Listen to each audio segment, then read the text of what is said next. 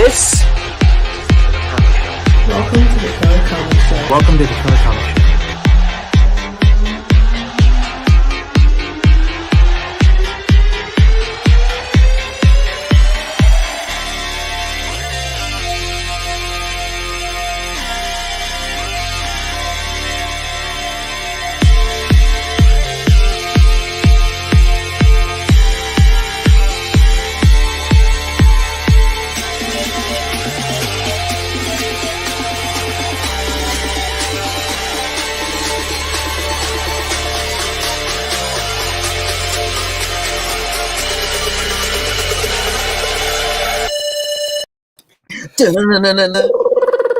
Quick, Charlie, come on, you've got a night shift. Quick, come on. I know, it's Thursday, it's that time again. It's the Killer Comic Show. We're back. We're an hour earlier this week. We are an hour earlier because of work commitments, so we won't take up too much of your time. That's a lie. We're going to take up probably around an hour and a half, hour and 45 minutes of your time, so sit back, relax. It's Thursday again, it's what we do. Andy, Thomas, how are you guys? Andy's probably much better than me. I was just about to say, I think I'm doing much better than Tom at the minute. Poor Tom. Tom, how are you feeling? I know you've got the COVIDs. I have got the Rona. I've got Corona. Yes. And I'm not doing too well with it. I have been extremely poorly for 4 days. But you're here. I wasn't going to miss it. The only thing I'd say, for the first time in a very long time, I've had to write notes because my brain is just not functioning. So I apologise if you see me doing this. Here, listen, Charlie, Tom's getting fancy. He started to do notes and stuff. We're going to start looking professional. If you carry on, Tom, you're going to start looking professional. That's not what it's not. And tonight on the Killer Comic Show. But do you know what? We're an hour early, and the chat's buzzing. There's only 5 people in there. But you know what? I think the hour might have caught them off a bit. But yeah, we're just going to do what we do anyway. We're here every single week. It don't matter. But we've got Panels and a Half Pint superhero. There he is. Massively. Thanks for standing in, coming on the show last week. Not standing in. You was part of it. You got your CGCs back. You'd never know if he was standing. To be fair, I know. I knew that was coming. I'm still a bit bitter that he got a 9.8 on the Radio Apocalypse 4 cover, and I got a 9.6. But because he's that much of a decent guy, he said if I send him my one, he'll send me his, and that's nice. Swapsies. It's great, isn't it? It is great. It is great. But we've got Connie Dalton. I don't think I've ever been here for the opening sequence. Hi, Connie. What flight are you on? What flight are you on this week? Where are you flying to this week, or where are you flying back from? I hope you're well. We've got Tom from Not Quite Mint is back, and we've got Comics versus the World. Good evening, all. So it's been a busy week. Last week was wicked. We got some CGCs back, Tom. I don't know if you see it. Oh no, wait, you wouldn't have done because you sacked us off to go on your stag do. Oh, I mean, I'm sorry, but I did actually see some of it. I actually saw some of it on Saturday on the train. So yeah, I did see that you guys got some good. So Andy got the same department as Truth as me with the same grade. The only thing is, Andy, yours isn't signed. Mine is. Wow. I love you too, Tom. Wow, that was a welcome back, Tom. Hi. Thanks a lot. So I think we should literally just jump straight in, and which we do? Should we just jump straight in? Killer covers. Is it the killer covers? I think it is. And as always,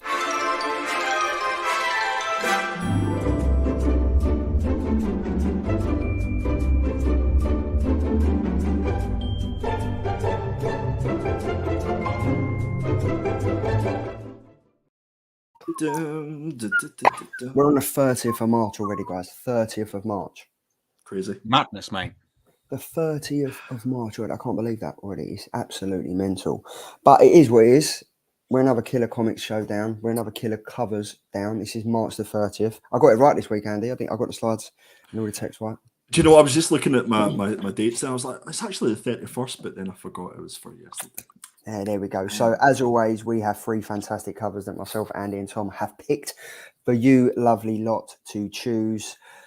Place your votes, and then at the end of the show, we will put them all together and we will add it to the fantastic slide that we've got, and we won't win anything. So up first, take it away, Andy. Take it away, Andy. So we're obviously setting the bar with this one, guys. I like the way you put me first. Thanks for that. So we've got That's all right. Something is Killing the Children, issue number 21. Start of a brand new story arc by Boom Studios. This is the 1 in 25. Pucker up your ears, Tom. This is by the wonderful Jenny Frisson. That's Jenny. Just one more. Hold on, wait a minute. This is by Jenny Frisson. Oh, You're welcome, everybody. If that doesn't deserve your vote, I don't know what does. But this is stupendous. It is. I believe this one is like the retailer incentive cover, so it's like a one per store, and it also comes in what's known as a bloody variant. So she's got scars and all that good stuff going on. But just the detail in this, the eyes are just piercing. And it's got that cute little octopus kind of a toy thing as well to add to the fun. So this was my absolute killer cover for this week. Guys, what do you think? Yeah, I like it, mate. And we know when we had Carla Cohen on the other week, and she's talking about how difficult it is to draw hands. Jenny Frisson smashed it, mate. I mean, they are some really cool, like very realistic hands going on. Love it. I think it's great. Good cover pick, mate. I've got to say, I've read this comic already, and I've got to say it's not just it's not just the story that stands out. This cover is sensational. Yeah, I've got to say there was a big thing, Andy. Do you remember when I spoke to you about Catwoman, the way she did Catwoman's hands? Yes. Yep. Yeah. There's nothing to worry about on this one. This is this is great. Like honestly, this is. Yeah, you've got my vote, so that much. So, what I would have loved for this one as well, if they'd have done her eyes in foil. Mm-hmm. So, listen, Boom Studios, if you're listening, I'm available. But this is phenomenal. This would look lovely graded. It's just, guys. Let me see what yous have chosen. Let's have a fair fight here. Who's next? A fair fight. Before we go on, we've got Adam Hills. Hi guys, hope all is well. Thank you very much for joining, sir. We've got Connie. I'm in Newcastle for at least the next 11 days, apparently. I was supposed to be going to Croatia, but my friend has the COVID. Tom, what are you doing? Sorry. I think we've completely lost it. He's got the COVID, so leave him alone. The Jenny Frisson covers absolutely own me for the Something's Killing the Children and House of Slaughter. I love them. I've got to say, this is probably one of the best Something's Killing the Children covers, Yeah. And the Optimist says, beautiful cover that is. Beautiful cover. Cheers, man. We've got me. I've gone for the sensational Wonder Woman special issue number 1. This is by Jung Guen Yoon variant cover. I love my Wonder Woman, and I love Wonder Woman in any incarnation that people want to throw at her. And this is, for me, I'm absolutely loving this. Like, I like the way that it's coming into like focus and stuff, where she's quite behind and then the glass shattering. I'm just in love with this cover. It's nice. It's nice. What can I say? Like, how many of these Wonder Woman covers have we seen? Like, I don't want to dog this. Mm-hmm. It's a great cover. No, it's true. It is true. It is true. Those thighs, though, those are perfect. As Darren just said, thick. They are. Indeed. They are with 3 C's, I think. I mean, I'm not being funny. It is. I think the market was pretty flooded this week with all the Something is Killing the Children covers, and I think after what you two have said, after what I've seen from both of you've picked the best bunch. So I could have easily gone with one. And thought, let's just do Something's Killing the Thursdays. Something's Killing the Thursdays. Yes. Nice. Very nice.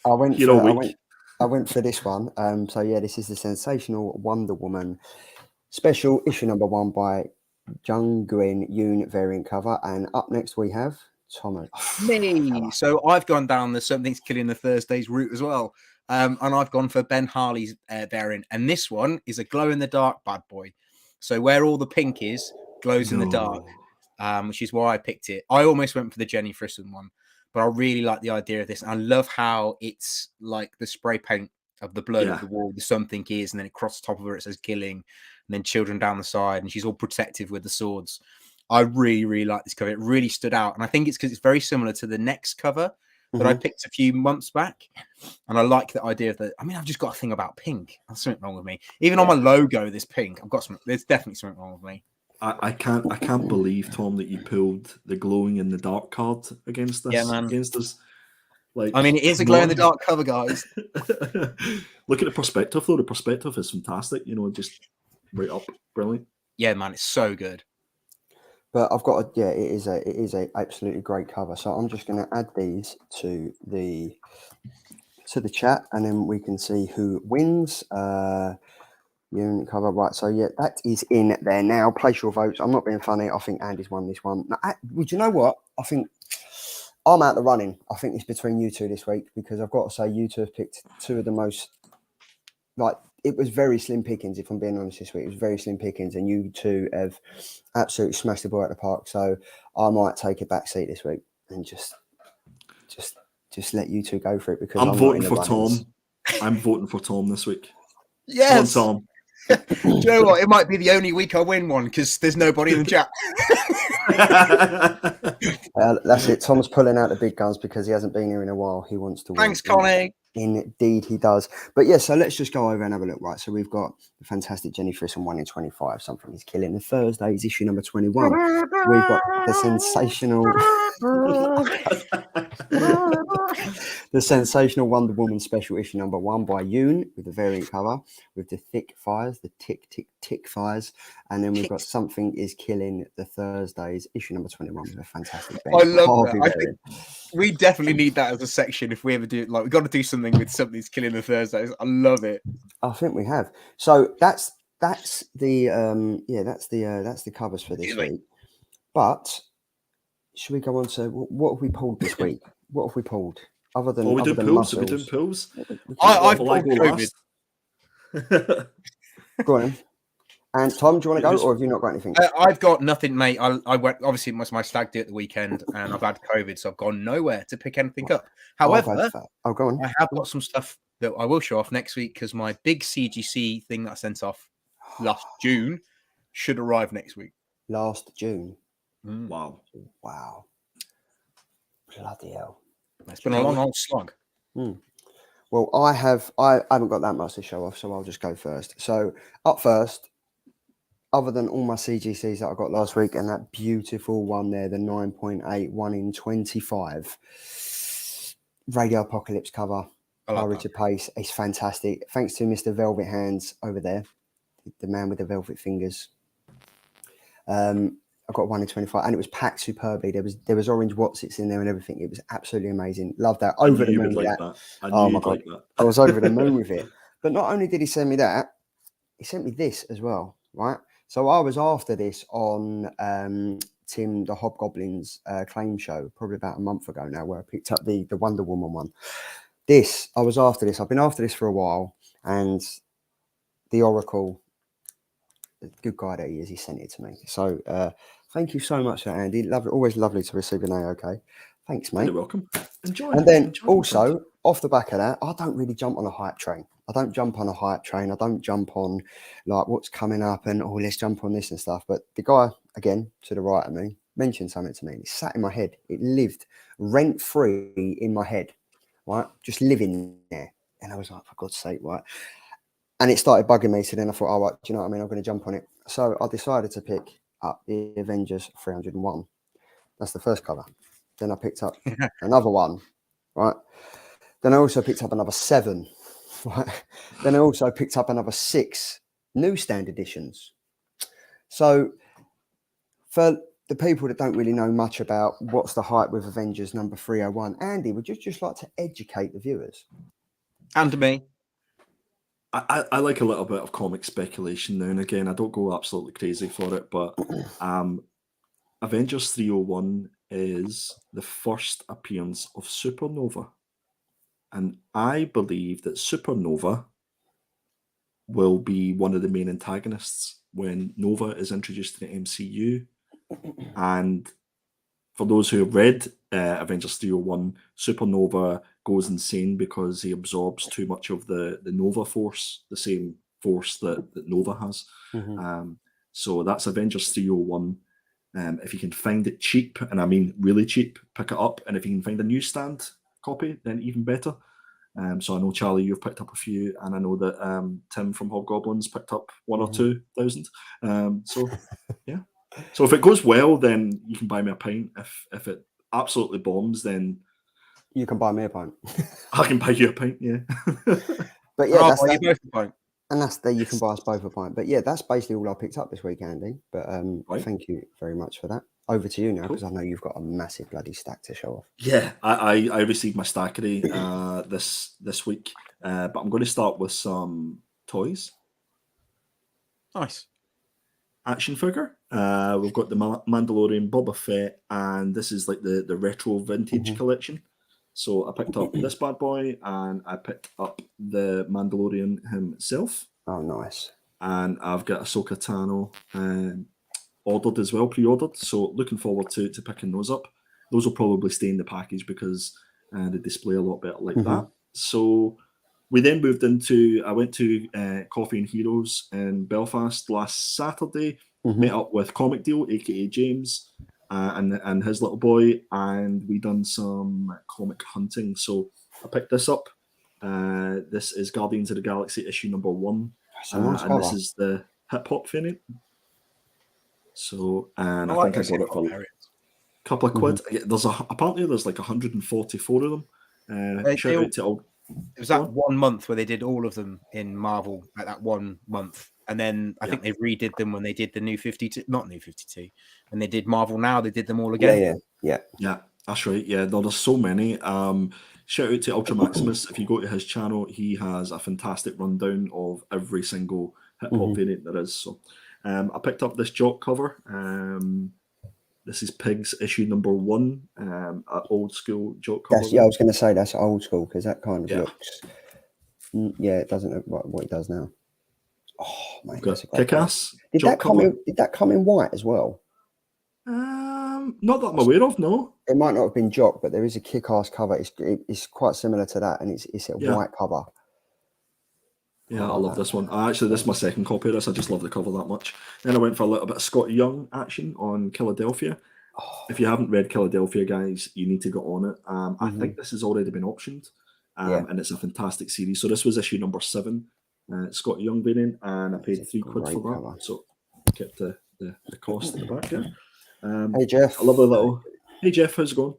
I've got a lovely little X-Men homage there for Witchblade issue number 170. Lovely. Just picked it up, pure cover buy for that one. I've got a lovely Jenny Frisson cover here, Angel, issue number 36, and I love this cover. I just lit the face. Spooky. We have Mighty Avengers issue number 1. And I think this is like first team appearance with Monica Rambeau or something like that. And I picked up 2 of them just because. Why wouldn't you? Where are these from, Andy? Are they from eBay? These are all from Coffee and Heroes. Cool. Yeah. Cool. Picked up this book just because I like the design covers. Not all design covers, but I like this one. This is Karnak, issue number 1. He was such a big deal when he came out. He was, and then it kind of just died a death, didn't it? But he might have his day. I was really pleased to pick this up. This is a little bit of a spec book as well. The Amazing Spider-Man issue number 12. And the reason being is if you look like up here, you've got this guy here, but you've also got Miles Morales. So it's kind of a really early appearance of the characters. And Spider-Punk, or is that his name? Spider-Man? Punk Spider-Man is... Issue 1 is out, I think, next week or the week after. So next week.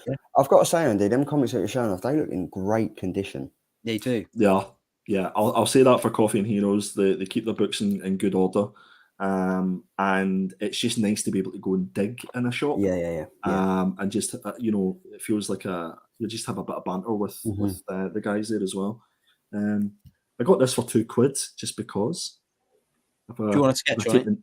Yeah, if I take a notion and I do a wee sketch, I might send it to Tom, get him to do a wee sketch, and Lovely.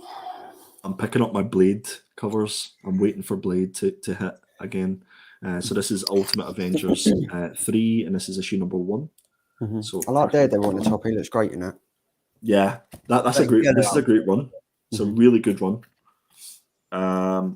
Last up from Coffee and Heroes, we have X-Men 92. This is the previews exclusive sketch variant. That's nice. Pure cover buy, no other reason. Then we get into the good stuff, guys. The really, really good stuff. Oh, that wasn't good, no? Okay, fair enough. Mate, I'm going to raise the bar. This was good, but this is even better. So I went down a bit of a rabbit hole this week. Not only am I obviously trying to collect every cover that Jock has done, but I decided I'm going to try and collect every foreign cover that Jock has done as well. Andy. Guys, feast your eyes on this. So this is the Italian variant for One Dark Night. La Notte del Cavaliere Oscuro. Sorry if I butchered that for all our Italian No, viewers, that sounded great. and it's Panini. Look, it's Panini who actually published this in Italy. So yeah, I was delighted to get this. This is all the way from Italy. I bought it from an eBay seller in Italy, but it came in in like a jiffy bag. It wasn't protected at all, but it managed to come in one piece. So. And that came all the way, and it's still in a better condition as if you was to buy from Forbidden Planet. Well, 100%. That's very true. I bought a bit of a Jock Ghost cover. This is Wolverine Max, and this is the very, very low second printing, which I didn't even know existed until I seen it on American eBay. And it's in fantastic condition. So that came as part of my Stackery delivery. I got Defenders of the Earth from mycomicshop.com. That's issue number 1. Nice. 2. 3. Last but not least, 4. So I got the full run of that, and those were like two quid each, which is next to nothing. So I've a bit of an unknown early John Tyler Christopher cover. We've got Witchblade issue number 151. I had that one. Love it. Absolutely love it. You should check if you're a John Tyler Christopher fan, check out his early Witchblade covers. Some of them are absolutely superb. This beauty, literally. We reviewed that, didn't we? Did we review that? We reviewed the sort of follow-up to it. Yes, yeah. So this is the original. This is 2015 by Image Comics. And this is it's an absolute beauty. I love it. Mm-hmm. Nice. For the old school, you'll like this one, Tom. Visionaries issue number 1. Oh, I managed to get my version of this recently. Mate, Dude. hats off to you, mate. It's quite hard to come by. It is. It's not an easy one. And there's a UK version of this. It's obviously in the bigger sort of magazine form, and it has one of the little sort of holograms in the middle, like a little sticker hologram. So I love Visionaries. It's so good. Some CGCs, guys. Let's do it. Of course. Go on. Oh, I hate you. I actually hate you.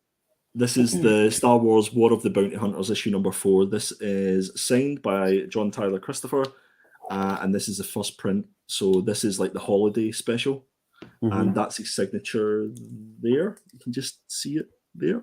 Yeah, that's lovely though, mate. That is very nice. I like happy that. with that. He got the other one. He's definitely got the other one. Or not. Maybe he hasn't got the other one. No, do you know what? I have got the other one. Of course, I've got the other one. Come on, what do you think I am here? So nice. that was the Christmas special, and this is another first print. Literally had them in my basket, ready to order, and some fucker stole them, Andy. It was so quick. These going on sale and selling out, and again, it looks as if it's like part of his thigh where he's signed it. It's a really obscure, small signature. Guys, next up, are you ready? His face, I love it. Yes, love it. Big shout out to Jeremy. Jeremy, we love you. We love the book. You're a friend. You're part of the Killer Comic family, and I couldn't resist picking this up. Made in Korea, issue number 1, first print, 9.8.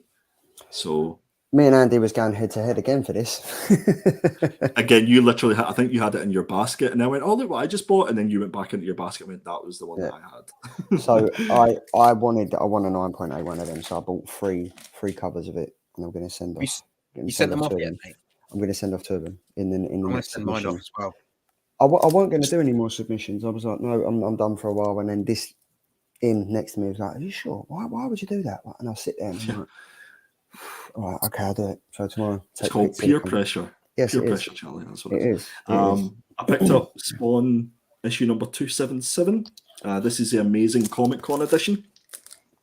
So this is quite a hard to come by Jock cover, and it's really hard to come by in 9.8 as well. Wow, I didn't know he did a Spawn cover. That's cool. Yeah, so that's one of a few that he's actually done. Where's that from? So What year is that from?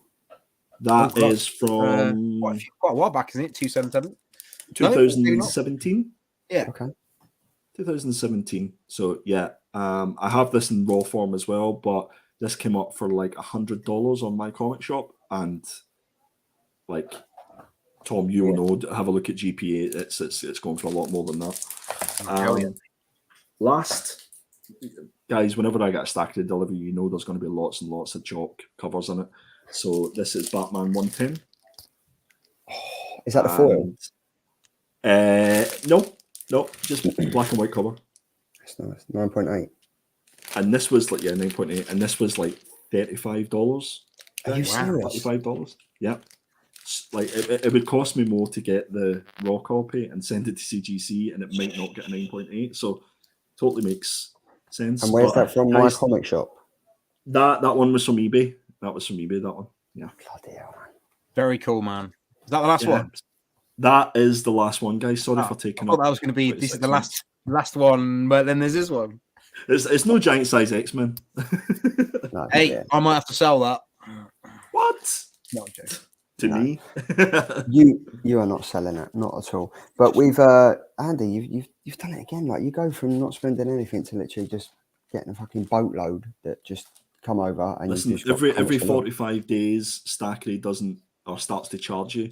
So me being Scottish, I'm like, no, they're not charging me 10p a day to hold my things that I've already purchased.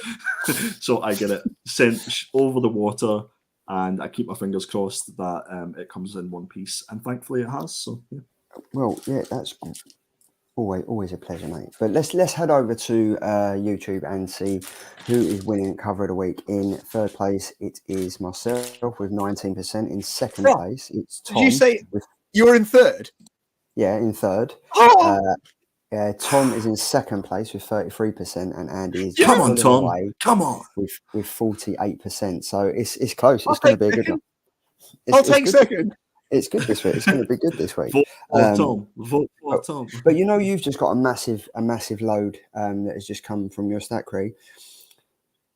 Darren, he's always on Comic Kingdom of Candace. He was having a little spend up, so he's got a Canadian payload on its way. We've got Connie saying them covers are insane. I'm not sure I think she's talking about your CGCs, but I love doing this part of the show because you just highlight it's just wicked.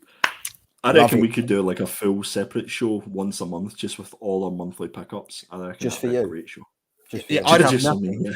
I'd have jack shit.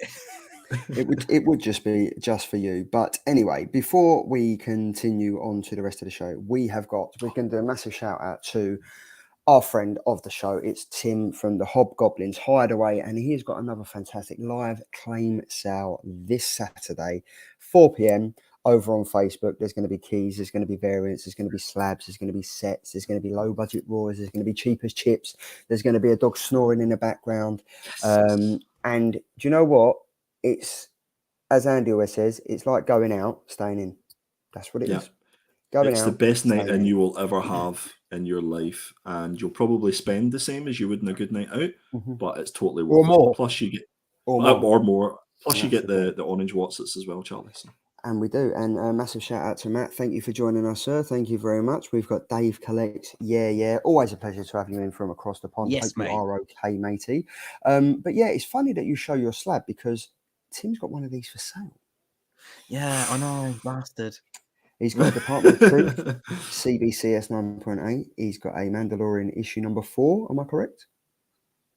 Yes. Is that right? Yep. Issue number 4. What are the Bounty Hunters issue number 4? Yep. Signed by John Tyler Christopher on a 9.8. And we've got some JTC. We've got some Detective Comics as well. And as always, if you head over to Hobgoblins Hideaway on Facebook, you're always going to be in for a treat. I think they start at 4 and finish at 4. So it's a nice little 12-hour Saturday night session. So get your coffee, get your beer, put your TVs on record. Don't bother watching Strictly Comes Dancing or Dancing on Ice. Put that on hold and just sit down and spend money and buy some comics. because I definitely wouldn't recommend start drinking at 4 o'clock till No. 4 o'clock. No. Because I'm pretty sure you'll spend more money than you ever do on a night out and have a worse hangover. That is very much true, and it is very much true. And Connie's just said, the dog snoring is my favourite part. Haha, I'm supposed to be going out, but catch me in the pub trying to watch it to get some cheapest chips. See what I mean? It just attracts everyone. It does attract everyone. I'm 100% Dave, going to do Tim a t-shirt with his dog on. 100%. Yes, that's a great idea. Dave collects, Andy, Charlie, and Tom. Great to see you too, gents. Happy to catch you live anytime I can, and it's always great to have you. When is it? It is at 4 p.m. on Saturday. So I'm just trying to work out the Pacific and Eastern. Not even going to bother. But Google. Yeah, that's the time, Dave. That is the time. But yeah, so we've done enough of the housekeeping. We've done the comics. We've done the pickups.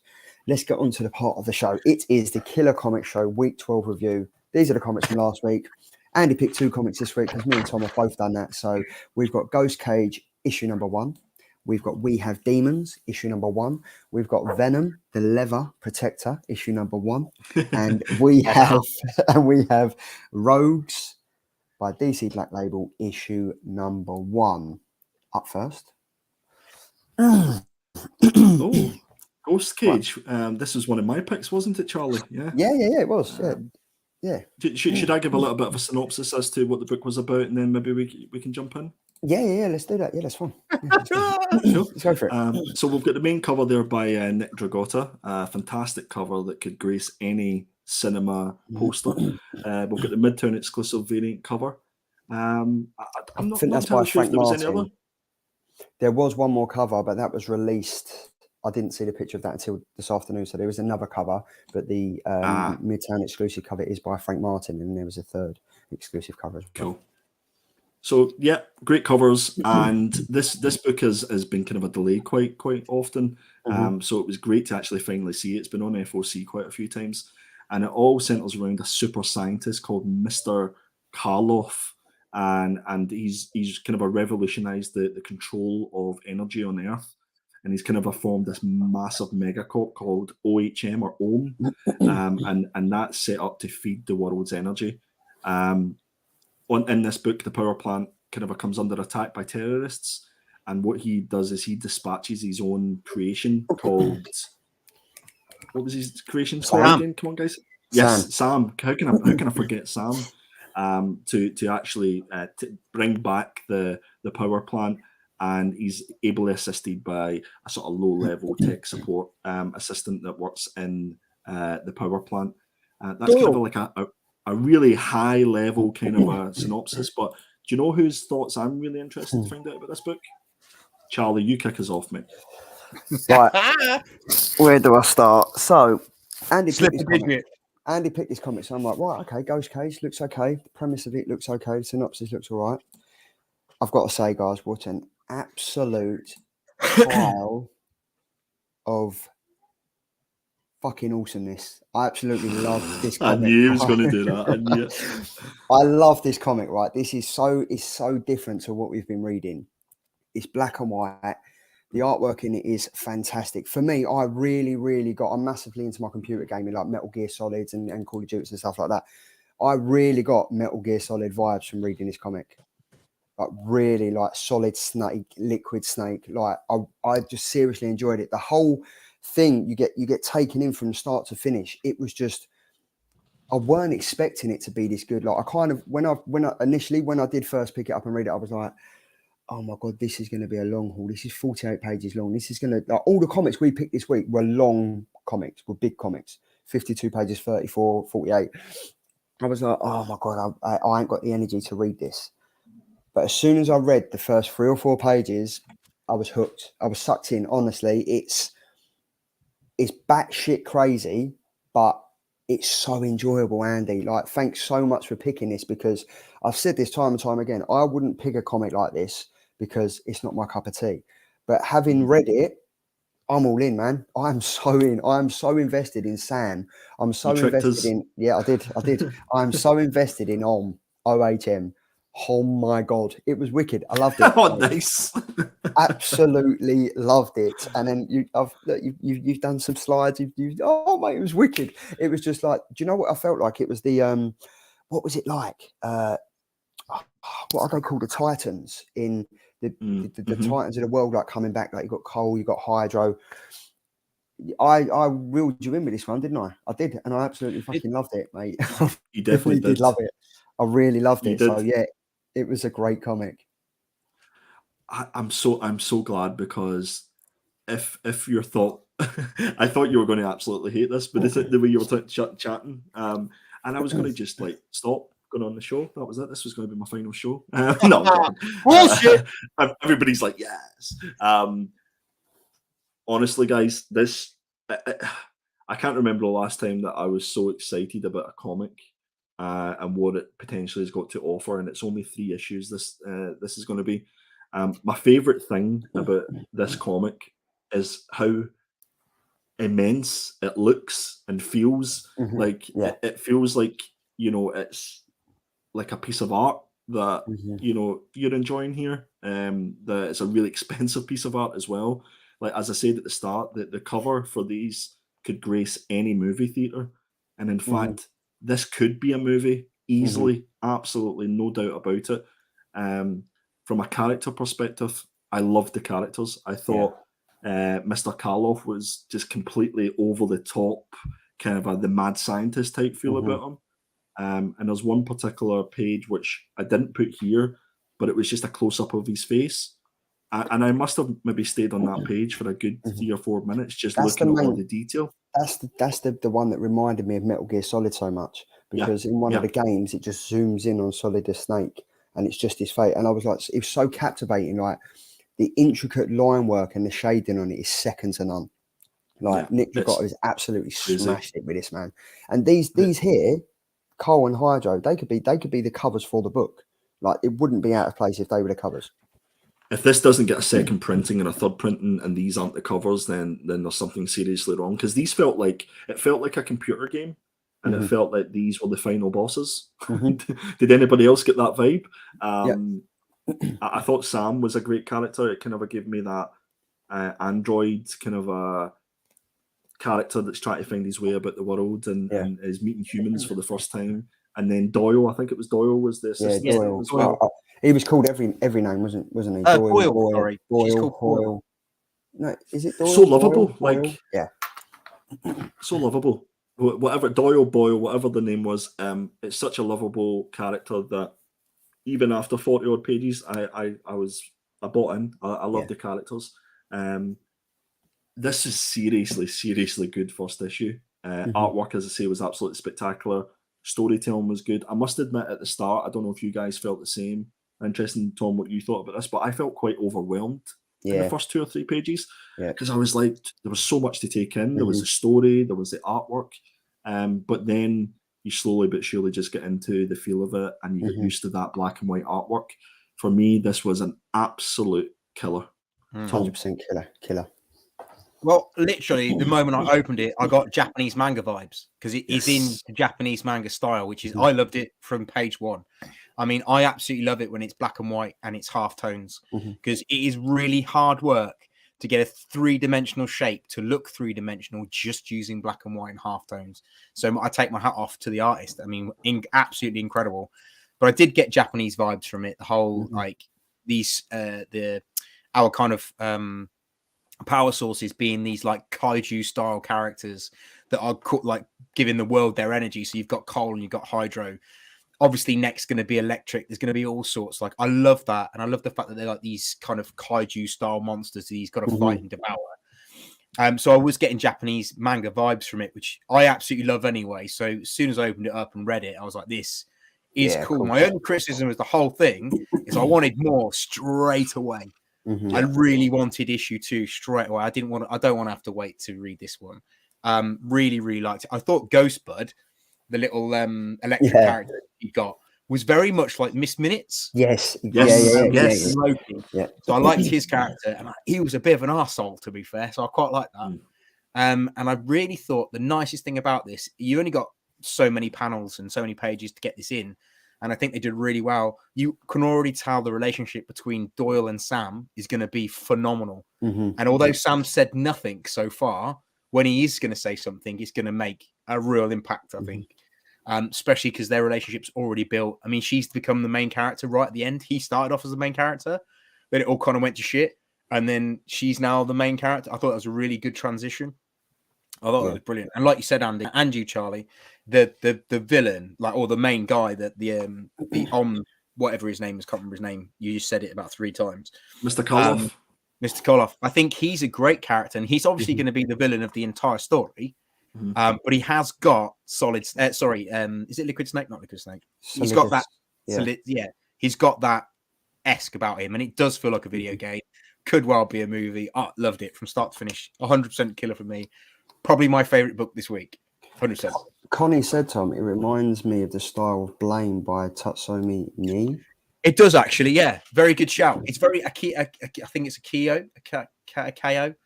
You know the famous drawing of the motorbike and the character walking towards it. Yeah, that it's very much like that bike, kind of thing. Yeah, it's very, very good.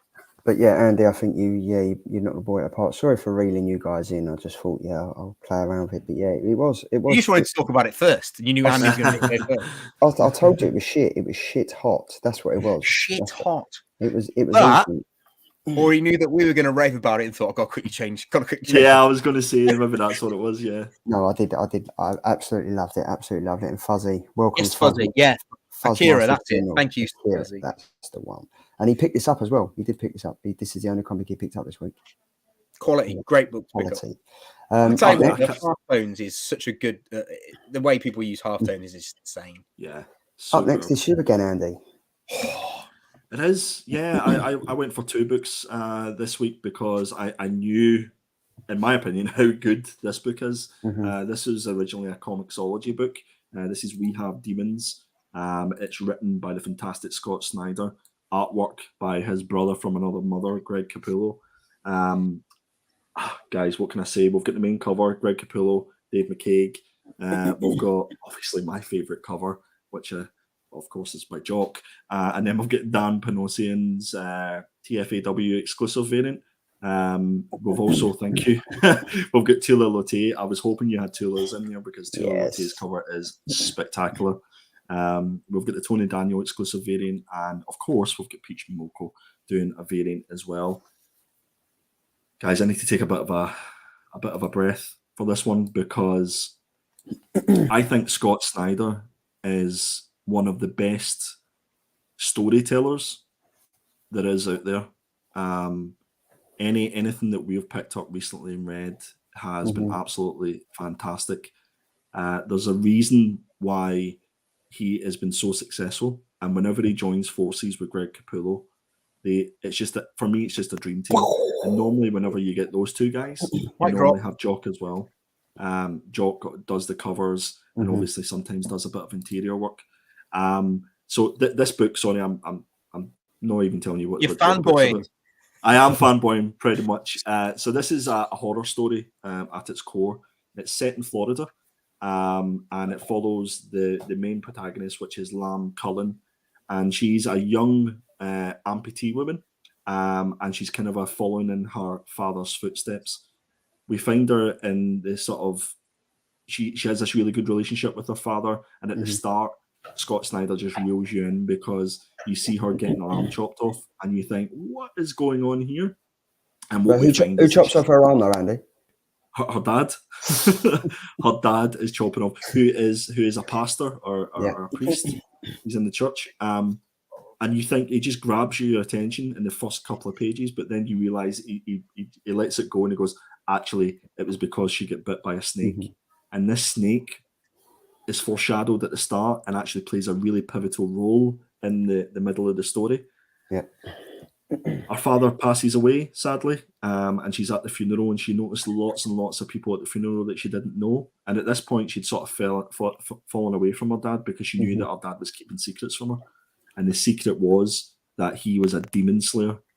And he had a sidekick who worked with him, and she finds out this story.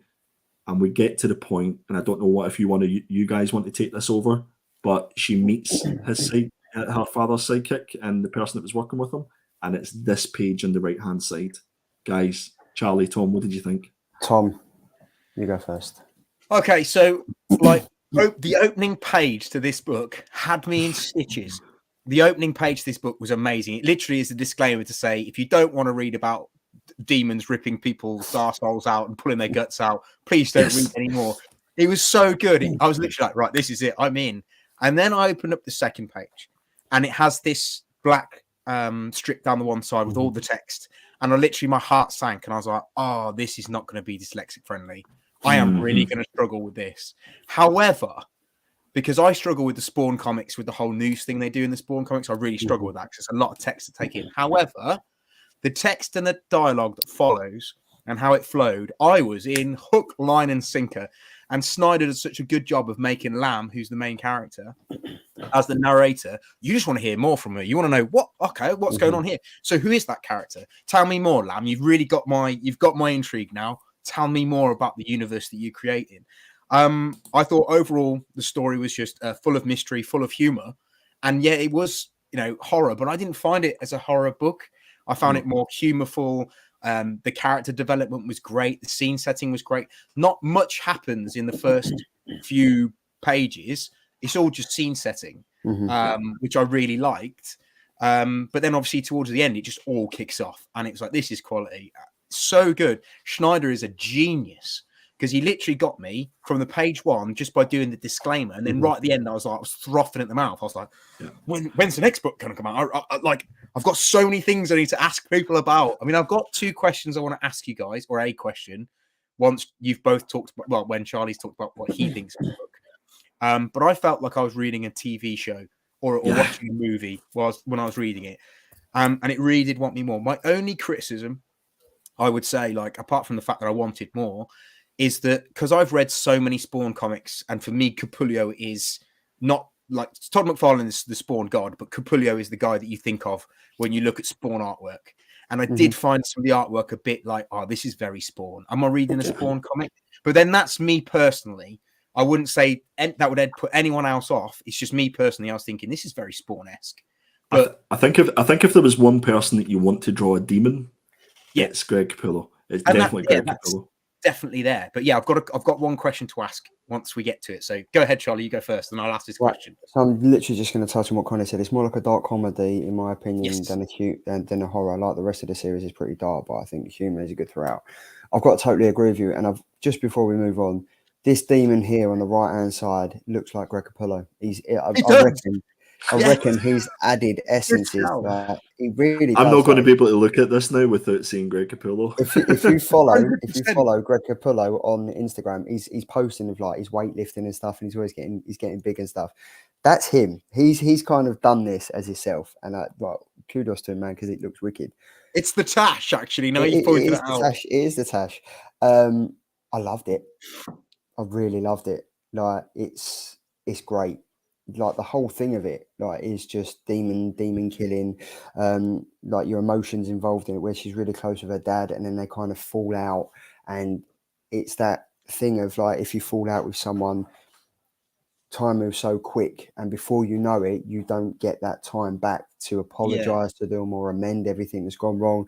And I really felt for Lamb. I was like, she had this amazing relationship with her dad throughout the years and stuff like that. And then before you knew it, she was getting on with what she's got to get on with, and he's dead.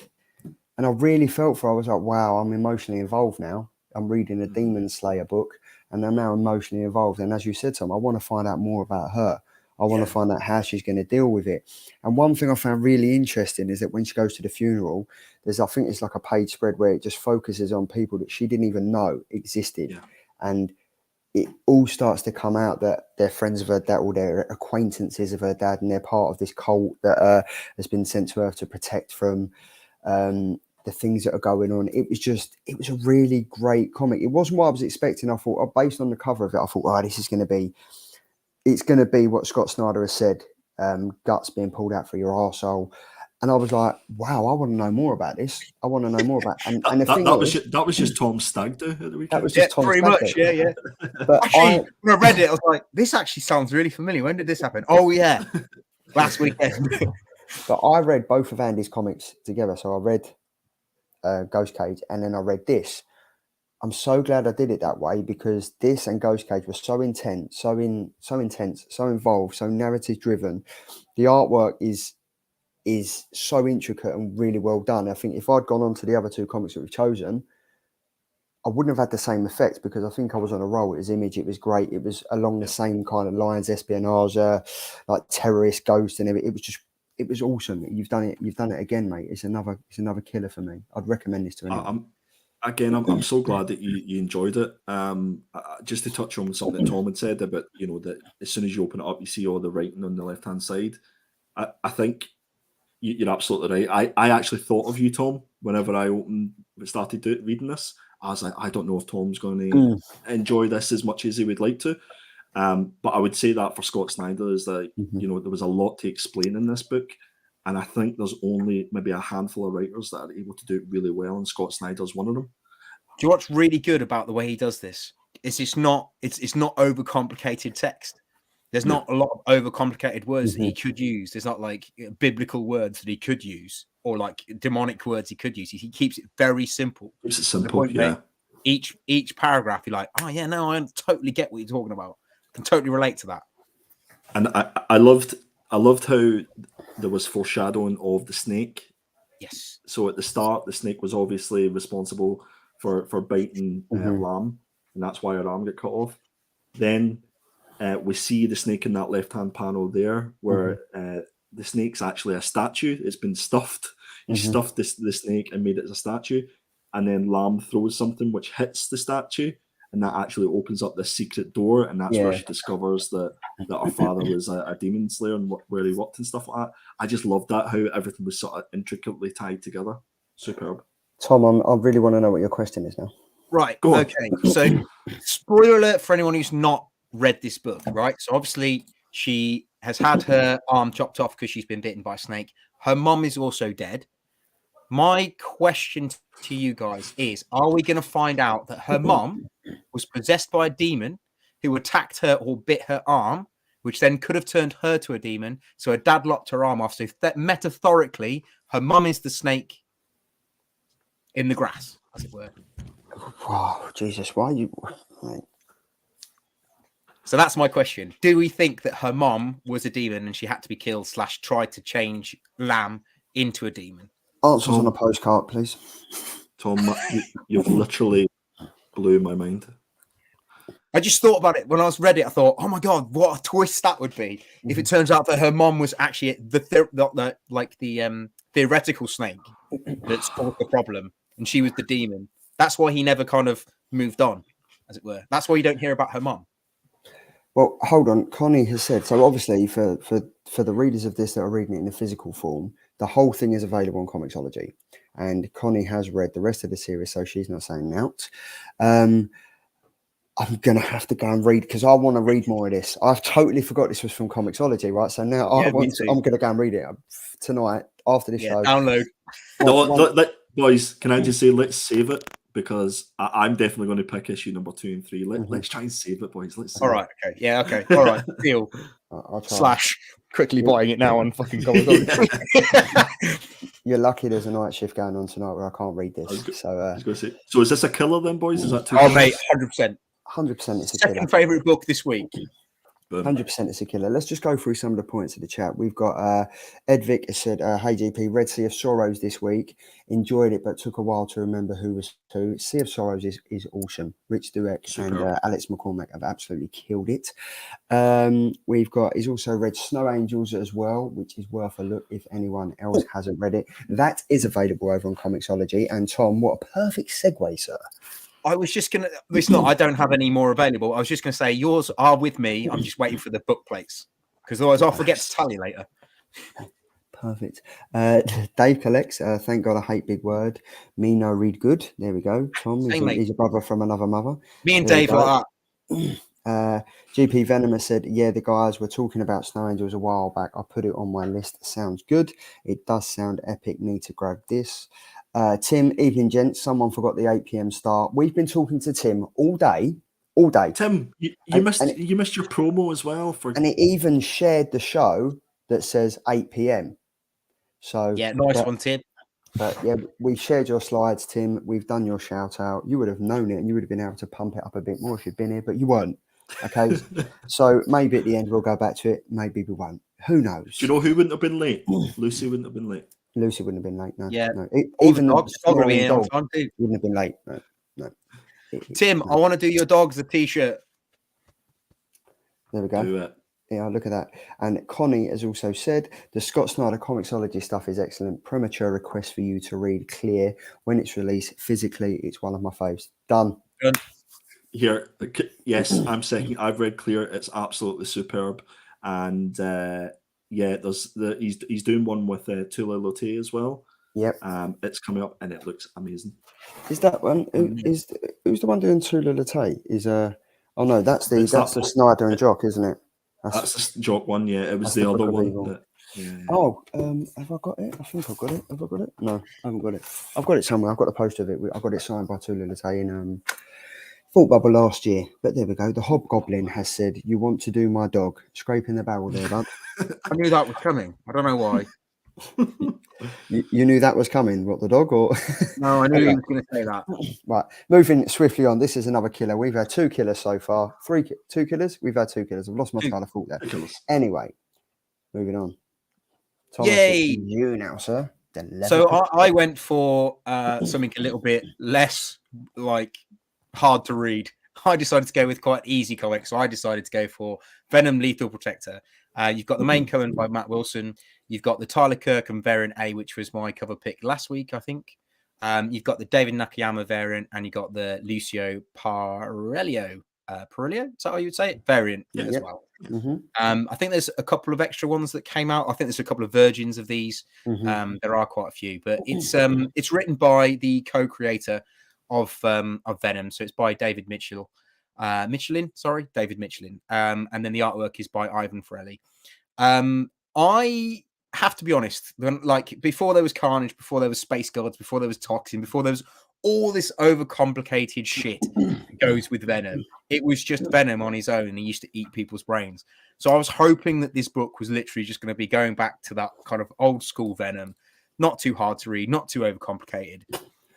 And it really was. I thought it was very much go back to that old school Venom. I thought David Mitchell, you can tell he's having fun returning back to his kind of like 90s roots. It is a very 90s comic, so it's really cheesy. It's really simple. It's not hard to follow. I'm quite glad that I left this one last to read because it was easy to take on after all that intenseness of all the other books. This is quite an easy one to read. And this is definitely one of those books that I would say it's like a Sunday afternoon TV show or movie. If you fell asleep halfway through, you'd still pick it up where you left off when you started again. It's not a hard read.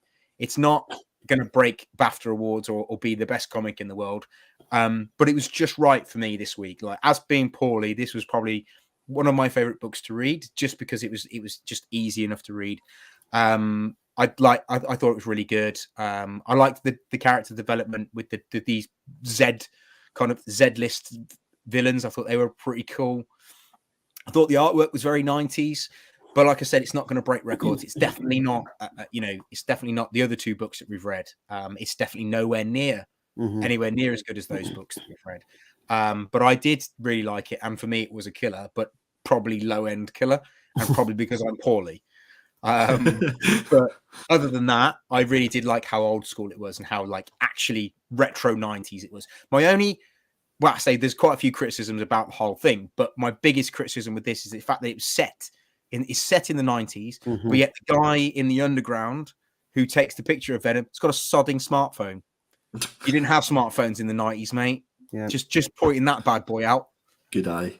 So anyway, but yeah, apart from that, I thought it was a really fun comic to read. I thought it was very like 90s nostalgia. I liked that it wasn't overcomplicated. There's no Space Gods, no Venom, no Toxin, no Spider-Verse. It was really simple, set in New York, kind of going back to the roots. I enjoyed it, but it's definitely not a big killer, but it is a killer. It's not a binner. So what did you guys think? Well, I'm just going to echo what Connie said. Not being dramatic, but there have been like a million Venom series in the past couple of months. Either I'm losing it or Venom is everywhere. Yes. I have to agree, right? So I don't think no one doing Venom is going to come close to Donny Cates' run of Venom. For me, that is That's what when I think of Venom, I'm kind of like Donny Cates. He smashed Venom out of the park. I loved this because, as you said, Tom, it took you back to the 90s where Venom was just Venom. Sometimes he was good, sometimes he was bad, sometimes he was a bit of a dipshit and didn't have a clue what was going on. And sometimes Dipshit. I fucking loved it. That's a good sometimes word. it's the fight. Sometimes it's the fight between Eddie Brock and Venom. And like, Eddie, we need to kill him. No, we don't. Like it was. Do you know what I mean? It was all getting. We are Venom. But it was all like, it was wicked. It was just, I really enjoyed it. And I really it was a fun read. It was nothing compared to Ghost Cage or We Are Demons. And it was quite refreshing to read something like this off the back of them because they were fully loaded, lock, stock, and 2 smoking barrels. This was enjoyable. I was able to sit back with a coffee and just read it and enjoy a Venom comic, as you said, where there's no space, there's no King in Black, there's nothing. It's just literally Venom in New York thinking he's helping a homeless guy and he's just dropped him right in the shit. Yeah. It's the bit as well when he saves the woman who's in the park and she's getting a bag stolen and he saved her and she's like, oh God, call the police. And he's like, oh, do you know what? A thank you would be nice. A thanks would be nice. But I've got to say, I think it was a killer. Yeah. This Lucio Perillo cover is very King in And Black. he's twitching. It is very King in Black. Like, don't get me wrong, right? This was a killer for totally different reasons for what Ghost Cage and We Are Demons are. We Are Demons is how a comic should be written. It's amazing. The character development of it, the way the story portrays like your emotions and stuff, it's very involved. It's fantastic. Ghost Cage is totally out there. It's totally different to what's out there at the moment, and it grips you. It engages you. It wants you to know about what's going on and everything like that. So on that level, they're killers. Like they're up there with this. This is a low end killer because it was something totally that just brought me back into the fantasy, and I was like, this is great. It was really enjoyable. It's not going to win awards. It's not one of the best Venom comics there ever is, but it's Venom, the Leather Protector. Loved it. It's literally a Sunday afternoon movie. You can literally read the first 2 pages, skip to the end, and you'll still know what the fuck's going on. Do you know what I mean? It's like an old school shit James Bond movie. Not like they're not shit. I'm just saying there's a couple back in the day with like when they first came out. You could watch the first bit and the end bit where you don't need the middle bit. This is exactly like that. Exactly like that. But what we're going to do, we're going to hand over to Mr. Happy, who sits above me, because he's even just said, "Stay tuned for my review of this." So, Tom, take it away, Andy. Tom, I love you. I think you're a great guy. So everything I'm about to say about this book is not a reflection on you or our friendship in any sort of way. Okay. So I'll leave. So first of all, if you like old school Venom, then this is the book for you. Let's just say that nothing much has actually changed in this book from the first time that we'd seen this. I kind of thought about it as like some sort of time capsule when I was reading it. It's kind of like a comic. It's the Captain America of comics. It's kind of like been frozen in time and sunk to the bottom of the sea, and Michelinie's dragged it back up to bring it back out again. I couldn't, when I was reading it, I couldn't like imagine what sort of situation could have possibly happened to Venom back in the day, back in the 90s, that was so important that we needed a brand new book with the same title to start reading. The villains, I think, Tom, you said they were kind of like cheesy and stuff like that. Z-list, mate. Z-list. Bottom of the Humbug. barrel. So we had Humbug, which actually I thought was quite a cool concept at its basis. It kind of used all the sort of powers of, different types of bugs and, really good hearing and sound and all that good stuff. And coincidentally, guys, Humbug was created by Michelinie as well, but it just felt a little bit kind of like cheesy at times. The artwork was decent. It gave the story like a bit of life, and it reminded me, you said, of 90s stuff. It reminded me of Mark Bagley, which is a good thing. So if you've read Cates's run, if you've read Ram V's run, this will completely throw you sideways. It's absolutely nothing like the other two. And it's kind of like what you would imagine Venom if it was done like a West End musical. It's kind of an over dramatic, overly written, and ultimately it's just kill a bit that old vintage. lady, kill that old man instead. Exactly, jazz hands. It's just a bit vintage and not in a good way. So a dinner from you then, mate. This book shouldn't be said in the same sentence as the first two that we read. No, yeah, no. Okay, I get that. Just quickly, Leon, just checking in to say hello and say I'll be catching on the rewind. Did I forget to bring my clock forward or something? No, you didn't. It's just that we've got. I'm on a night shift tonight, so we had to bring it forward an hour or so because I'm on work. So, yeah, but you're here now. Stay for as long as you can. It's 9 o'clock. We're only just really getting started now, so that's it. But it was a killer for me. It was a killer for Tom, and it was a nowhere near anywhere for Andy. But I have to admit, right, Connie burnt you well there, mate. Andy, when you're like, it's like the Captain America of comics. Yes, Connie. Connie was like, isn't Captain America the Captain America of comics? Ah, yes, Connie. Where is that comment? Hold on. It's right click. There we go. Right click. Delete. Block. So we're still on a high. We've got three good comics. This was totally different. So this is a killer binner, and then we've got, there we go. So this was my pick. This was Rogues issue number 1. So we have 3 covers this week. We've got the main cover by Sam Wolf Connolly. We've got cover B by Massimiliano Leomacs, and we've got cover C, which is the 1 in 25 Michael Cho variant cover. This is written by Joshua Williamson and art by Massimiliano Leomacs. Nice. And this came out last week. This was enjoyable. I've really got to say, there's so many Batman comics out there. There's so many Suicide Squad comics out there. So you kind of see the B listers, you kind of see the Z listers that we see in the Venom comic. I enjoyed this, and I even got a little friend to celebrate with me. That's awesome. My little friend. I really enjoyed this. My little friend. Yeah, look, it's a Captain Cold soda. I loved it. There's no drink in there though. And there's no drink in there. He was in there, but it's not in there. But for me, it's DC Black Label, so it's a bit of they can push the boat out a bit with some of the swear words and some of the art and some of the risque bits of stuff that you see in this comic. But I've got to say, again, it was an enjoyable read, but it's nowhere near the caliber of the first two. Like, let's be honest, it's nowhere near it. Like, it's DC. We know what we're going to get from DC. It's going to be superheroes. It's going to be villains. Or on the flip side of that, it might be something like a basket full of heads where you're going to get heads cut off and put in a fridge. This kind of was enjoyable. It's telling the story of Leonard Snart, who is AKA Captain Cold. The Rogues have done what they've got to do. They've kind of been thrown to the wayside. Some are in prison, some are in rehab, some are working a 9-to-5 dead-end job, some are helping people. I think his sister is working for the social services, so she's gone from being a villain, robbing people. She's now helping them like build their lives and stuff. There's 2 standout panels for this. This one on the left-hand side is wicked. It's like the notice board of a club. Where all the rogues go to hang out of a hard day's graft of robbing and whatever they're doing.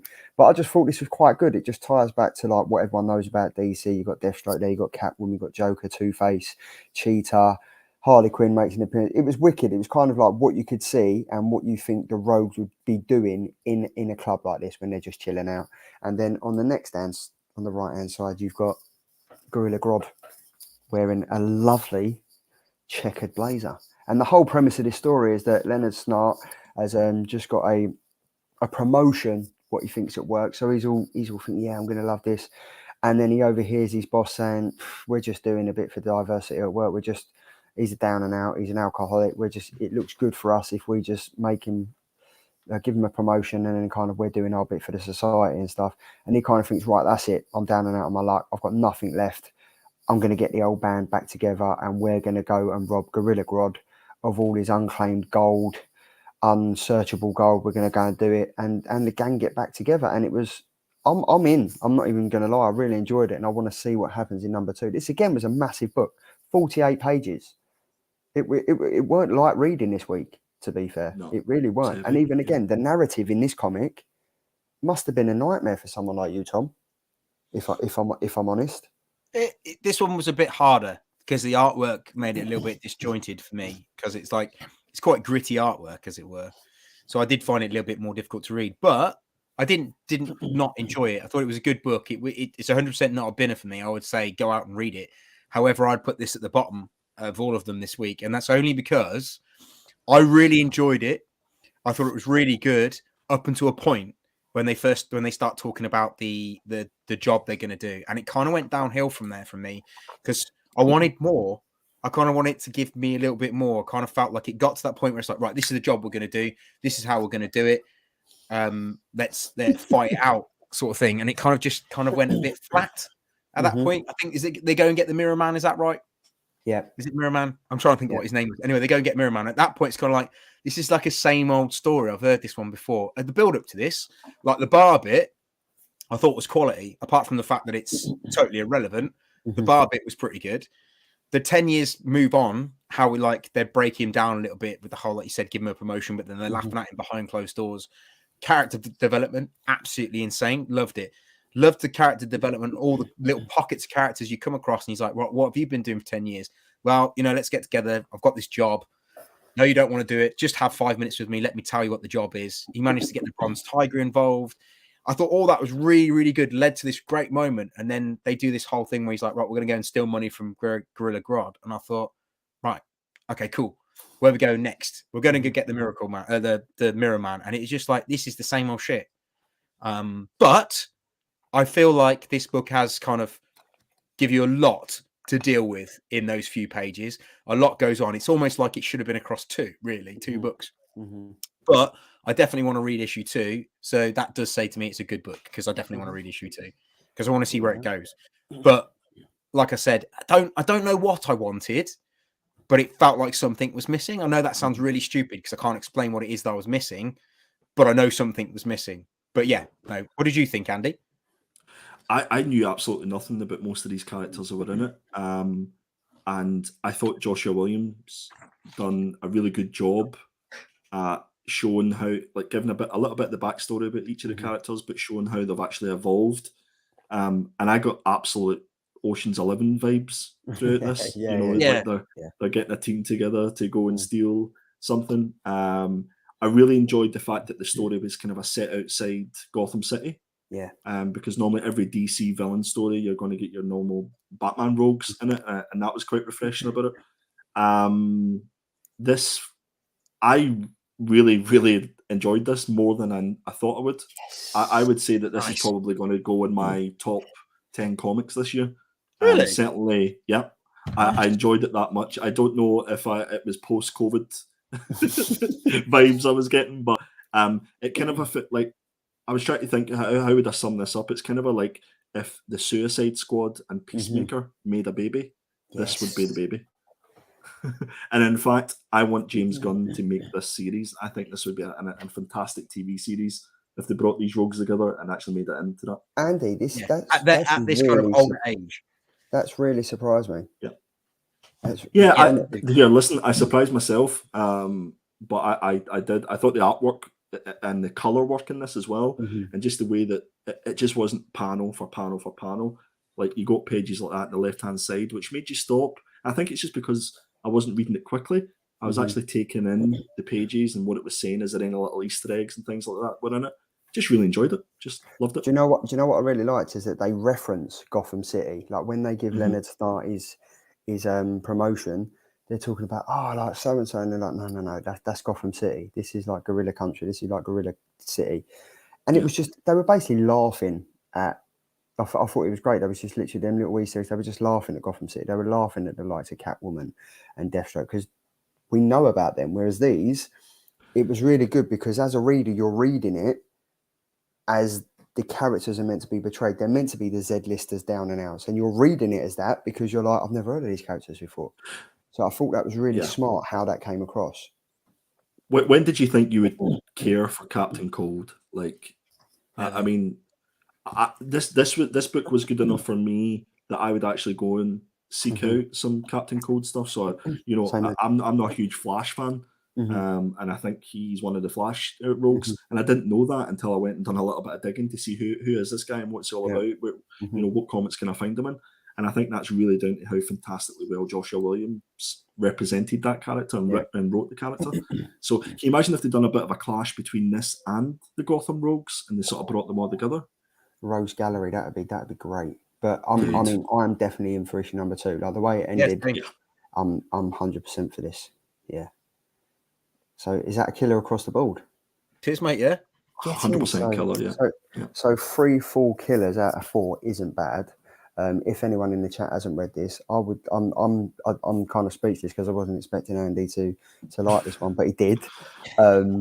But yeah, it is a good comic. It is good, and it's I'm looking forward to issue number 2. I've got. It was definitely a good week of reading, guys. Like you know, I know I didn't enjoy Venom that much, but I still enjoyed consuming it, if that makes sense. You know, it was fun, and it was good to see the contrast in the different stories and the different writers.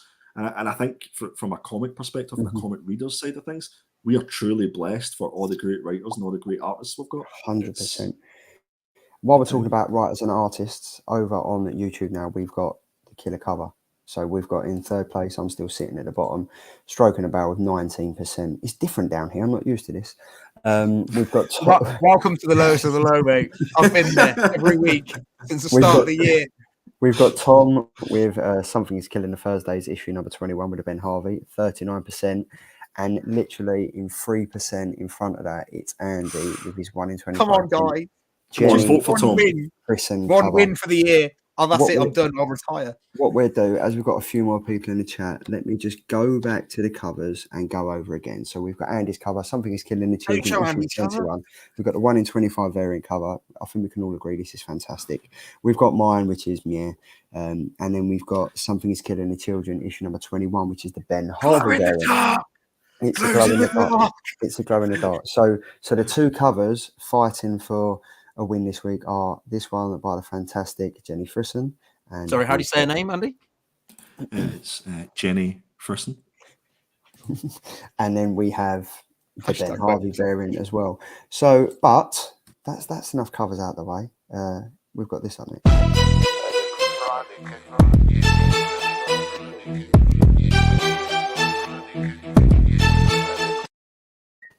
Take it away, Thomas. Oh, look, he's got his notes. I've got my notes ready. This ain't ITV News, mate. It is. And tonight on the Killer Comic Show, Tom with COVID with his notes. Yes, so guys, this is the Killer Keys we do every week. So this is for next week. So that's April the 6th for DC Comics. April the 7th for everything else. Mostly this week, it's DC Comics. So up first is the Batman Beyond Neo Year by Jackson Lazing, artwork by Max Dunbar. This one is a 6-part series, and it's a story told a bit like the Batman 1 years, but it's based on Batman Beyond. It's only a 6-part series. Basically, Neo Gotham is alive, Batman is dead, and the city is overrun, and Terry is its only savior. But the city has turned on Terry. But he doesn't want to leave the city, so he's just sticking around. This series is going to be full of first appearances for characters that may pop up in the future in any other Batman Beyond stuff. So you might want to get this one because this is the first appearance of a character called Sword.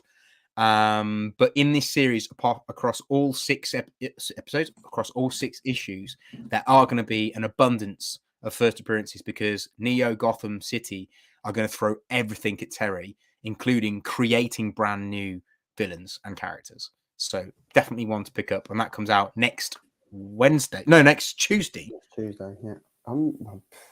I love my Batman, and I think the conversations me and Comic Deal have, it's so intricate. Like, we both love our Batman. So I think this is definitely going to be one that I'm going to be talking to him about next week. Looking forward to it. Yeah, definitely. Carry on with the Batman theme. This one is Earth Prime Batwoman by Karis Johnson and artwork by Clayton Henry. And this one again comes out next Tuesday. And this is Rhiannon Wilder, who's the brand new Batgirl. And this is her running riot in Gotham.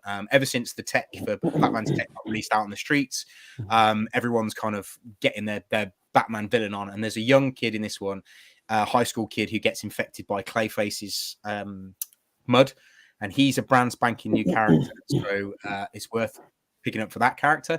And also, this is her first actual appearance in her Batwoman outfit in a comic book. So it's worth getting it for that. And also, if you get the variant cover to this, it's the Batwoman movie poster or TV poster. So, I'm watching, like I'm up to date with this. Like I love Batwoman and Ryan Wilder. She's wicked as Batwoman. yeah. Like, it's really, really good. Like it's a really good TV show. I watch it. Say every Ryan week. or Ryan? Is it? It's right. It's Ryan. I thought it was Ryan. When I read it as Ryan, and I thought, no, I can't say Ryan because that might be offensive to somebody. So I'm just going to say Ryan.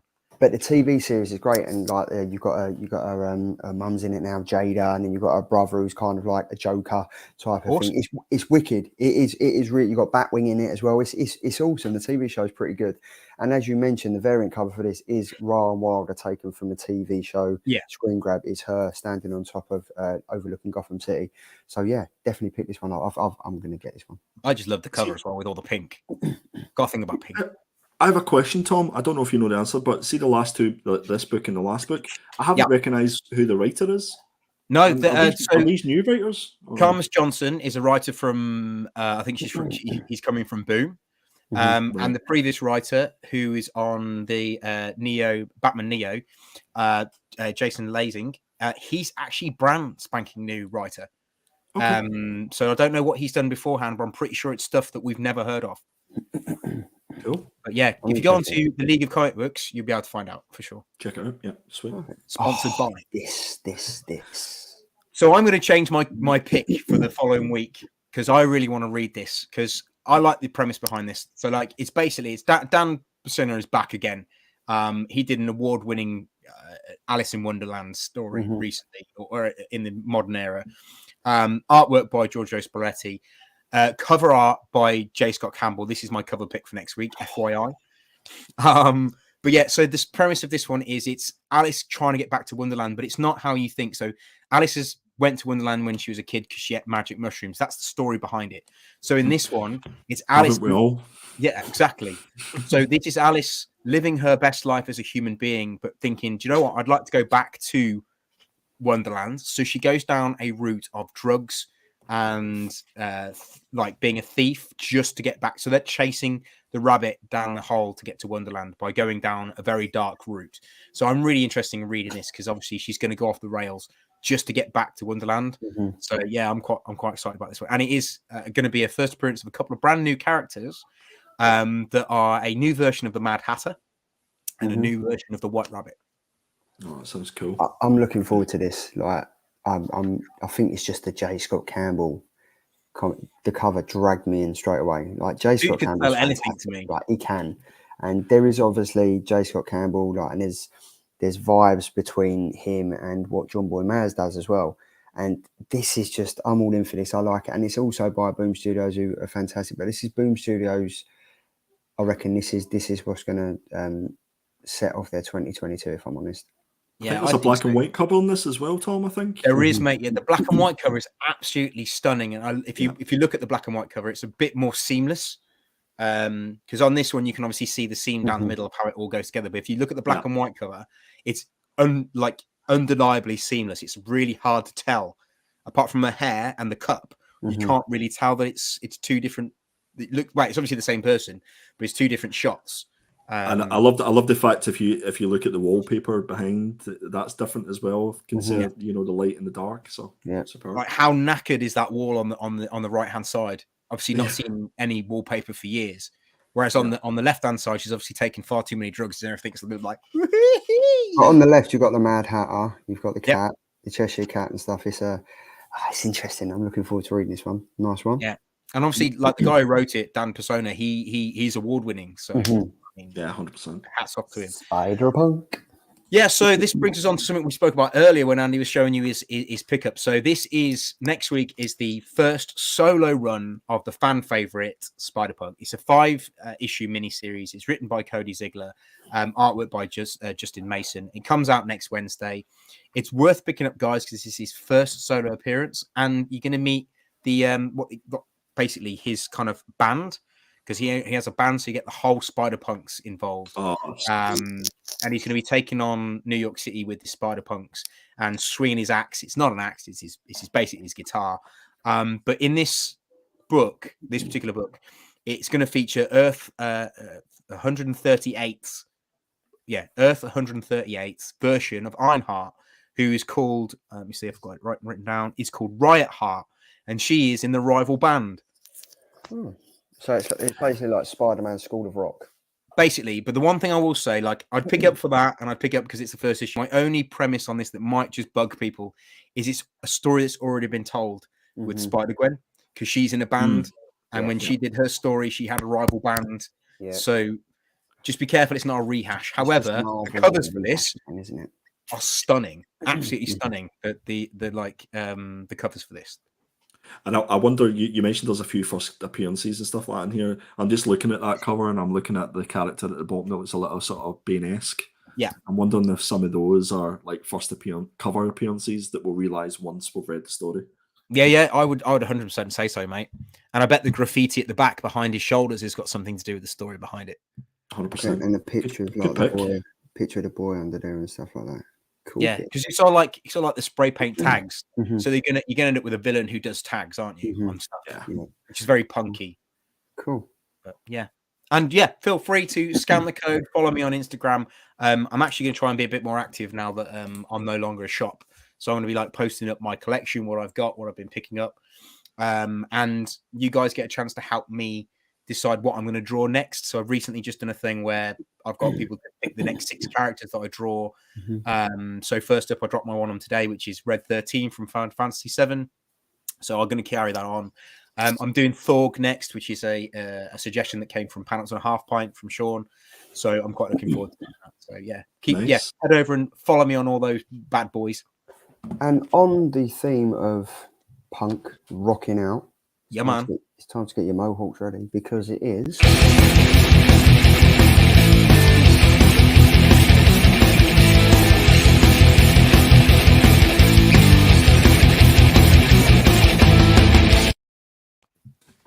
Whilst that was going on, I was scrambling to get Tom's Instagram link and I have just stuck it in the chat. So make sure that you go and give Tom a follow. There we go. Thanks, guys. This is the part of the show where I sit back and just let Andy do stuff for a while. Do my thing. So this is the Killer Indies, guys. This is from next week, April the 6th. And this is probably the Killer Indies that I've been most looking forward to because there is some absolute bangers that are coming up that I think you definitely should be paying attention to. So first up, we have 78 mph miles per hour. This is written by Mauro Mantella and the art is by Thomas Era. And this is by Red 5 Comics. So you can't get much more indie than these guys. So you're talking really low print runs. And if you want to get this, you probably have to get your LCS to order it up for you. I love the cover of this first and foremost. It just had that sort of post-apocalypse vibe about it. But when I read the synopsis, this is what kind of literally dragged me in on this one. So Earth is no longer what it used to be. An environmental catastrophe transformed the atmosphere into a large magnifying glass that enhances the solar radiation. A nuclear disaster slowed down the speed of rotation of the planet. Anyone that moves slower than 78 miles per hour will not escape from the scorching sun. Only a small group of people who are able to survive on this new world by constantly moving in a huge rolling city, never stopping. That synopsis kind of blew my mind because it's something I've never heard the concept of. And can you imagine having to travel at that speed all the time? Yeah. Or you'll die, effectively. It seems like a fast-paced read. I like what you did there, Charlie. Well done. Thank you. So that's 78 miles per hour, issue number 1. Definitely see if you can pick that up. I think it sounds fantastic and might be a bit of a sleeper book. Next up, and arguably my favourite of the bunch, I posted this up on my Instagram page because I was so excited about it. This is The Ocean Will Take Us, issue number 1. This is from Aftershock Comics, and this is written by Rich Duke and art by Carlos Oliveras. Now, Rich, we've had some discussions about Sea of Sorrows in the chat. Yes, Ed. This is the same writer, so make sure that you pick this one up. So something is lurking in the waters of Almanzar Bay, and when Casey March tries out for the swim team, he learns firsthand that messing with the social order of his new high school can have dangerous, even deadly consequences. It's water again, isn't it? It's water It's again. what that's it. There's a vibe, and we know what he does Water best. He again. does horror in the water. You know, it's a great combination. So Definitely again, throwing stuff in the deep end. Yeah. oh, guys, I love this cheesy pun. It's almost as cheesy as leather protector. Next up, we have a fantastic new book by AWA Upshot. I know that's a favourite of a few I of got us. pure Fantastic Four vibes off this. Pure Fantastic Four vibes. So this is the Joneses, issue number 1. It's written by Michael Morecci and art by Alessandro Vitti. And this comes from the pages of The Resistance. So this is kind of like part of that whole megaverse. Right. So the Joneses focuses on a suburban family with a big secret. In the global pandemic known as the Great Death, mother, father, sister, and brother were all transformed into something superhuman. While the world embraces fascism born of fear, the Joneses realise they face grave consequences if they are exposed as reborns. Do they keep a low profile and hide in plain sight, or do they use their powers for the good and risk exposure? That sounds quite interesting. To be Sounds fair. great. And I don't think the cover sells this one that well. To be fair, not at all.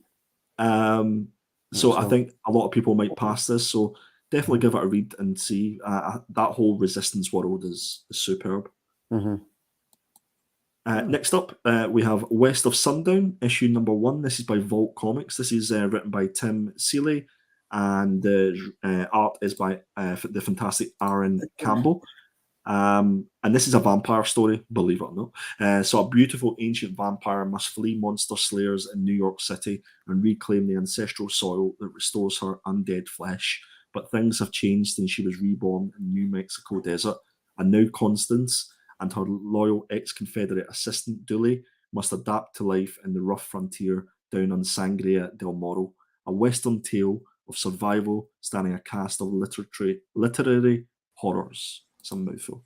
I love this so it's cover. got a vampire horror kind of vibe. I thought it was very David Mack, that cover. Yeah, man. Yeah, I love this cover. Old 1960s movie poster. Yeah, I hope all the covers like that. It'd be a nice wee collection of the sort of movie-esque type. Something else for you to collect, Andy. What's that, buddy? Something else for you to collect. Oh Jesus, yeah. Add it to the list. We should have talked, Tom. We should have talked. We'll get Alice. I didn't know you'd go for Alice. Don't be daft. So Alice Ever After, it looks absolutely spectacular. This is one of the other covers. I think this might be the main cover. It is, mate. Yeah. Tom's already mentioned it's by Dan Panosian and Giorgio Spalletta doing the artwork. Boom Studios.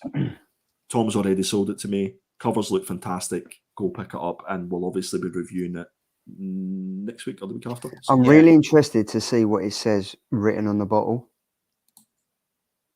Oh yeah, good shout. Everybody's going right up to their screens at the moment as we speak on.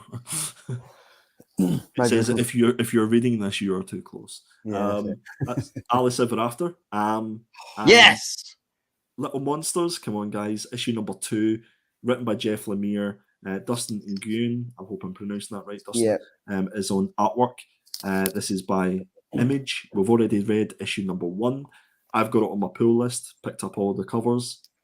This is fantastic. Can't wait for issue number 2. Tom, Charlie, do you think this will be one we'll be reading? 100%. I don't know if we've got enough. Have we got enough slots to read this one? I was going to say, we've got enough time.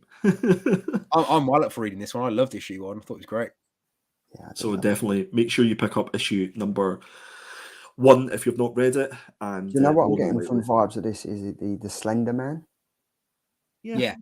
The Slender Man. It's very much the Slender Man. He's going to be the one that turned them all, isn't he? It's going to rock up in this. Yeah. It's got that kind of a Something's Killing the Children, forest vibe about it as well. So yeah, Little Monsters, issue number 2. And that's my indie pickups for next week. Again, I don't even know if this works. I don't know if the take a picture of it works, but try it. Try it. In fact, everybody in the chat, can you just get your phones out? Yeah, you knew what you were doing. Did you see what I did? I don't know if this works. If you just get your phones out and check it works. Doesn't work. It doesn't work. It takes you. It says it doesn't work. Takes you to notquitemint.com. Yeah, exactly. Yeah. So you can find me at perpetual.comics on Instagram. I'll drop the link, and Perpetual Comics on Twitter. Guys, that was the Indie Picks. Great. And up now, we've got the killer trades for April 6th. So next week we are working on a little intro for this, a little something special, little something intro video for this. So that'd be fun. But yeah, we've got Andy. This was your pick. Yes, Venom. A good Venom. Sorry, Tom. We've got Venom by Al Ewing and Ram. No offense, This is volume 1, Recursion trade paperback. So it's 144 pages. It's going to come in about 15 quid, give or take. And the artwork is obviously by the fantastic Brian Hitch. This will collect issues 1 to 5.